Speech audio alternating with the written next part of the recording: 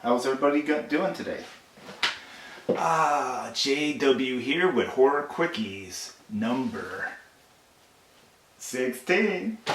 Okay, gonna go a bit more mainstream this time with Crawl, directed by French director Alexandre AJA. If I butchered the name, I'm sorry. Anyways, Crawl did pretty well in the box office from what I understand. Originally, I wasn't sure if I was going to see it. I saw the trailers, and I am a fan of Barry Pepper, who's in this film. It's pretty much, I said, you know what, I'll give it a shot, because I realized the writers, Michael Rasmussen and Sean Rasmussen, wrote The Ward, which was John Carpenter's last directorial film, and I liked it. I know Ward had its opposers, but I liked The Ward. I thought it was pretty good. And I had watched a couple of other films they had did. The names escape me now, but they were pretty good. So I was interested in seeing this because I liked their writing. I was not disappointed. I thought Crawl was a very good film. I'm not a big man against nature film, although I do like Jaws and some films like that. But I don't actively seek them out. I think it's because it's kind of become a thing where, and I don't mind the over-the-top, jokey ones, like Lake Placid versus Gatoroid, or, stuff like that. Those are fun to watch, on sci-fi, but I have to admit, it's been a while since I've seen a serious horror film that concerns creatures or animals, and it was good.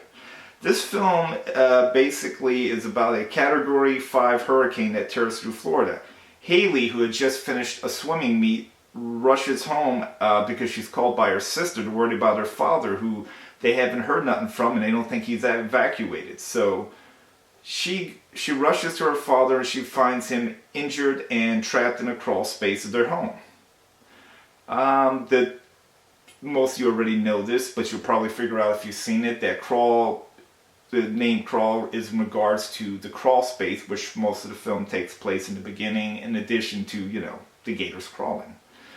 Anyways, basically with the storm intensifying and water levels rising, they face an even bigger threat lurking below the surface. Gosh, I can't talk today, sorry.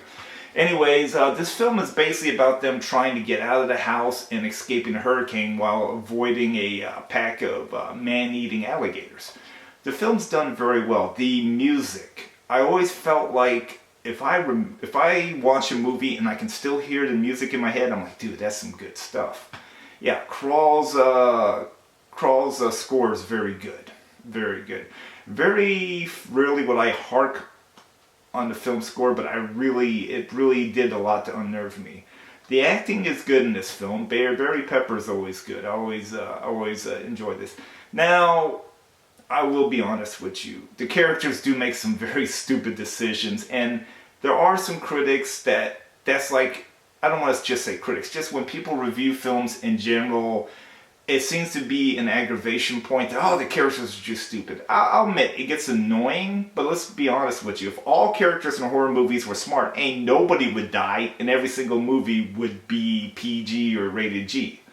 Which, I'm not going to get in my rant. Everybody knows me knows I don't like PG-13 horror movies, generally. That doesn't mean there isn't a few exceptions, Anyways, the film's pretty good. The film goes by pretty fast. They got some pretty good kills, but they're all, to me, I really like their attempt at reality. The alligators pulling people down for the death roll, and I thought it was very well done. I liked because I liked Aya's remake of Piranha. It was over the top, but it was meant to be. This one, there is some really cool stunts and scenes involving a boat. Really cool stuff, and I thought he kept it grounded, but you still had his visceral visual style. And the writing was simple yet good. I mean, it was firm. It made a statement to me, and I like this film. Like I said, this is just my opinion. I honestly like it when I expect not to like a movie, but I end up liking it a lot. Anyways, there really isn't much to say. I don't really have any major criticism on this film, other than the characters really, there are a few decisions they made that were kind of bad, but overall, it takes more than that for me to slam on the film. I enjoy this very much. Now that's going to be Horror Quickies episode 16, and I will see you guys on the next one. Oh, and before I go, Paramount Pictures, come on, for a studio film, man, there's no special features. You don't even have the trailer, you know?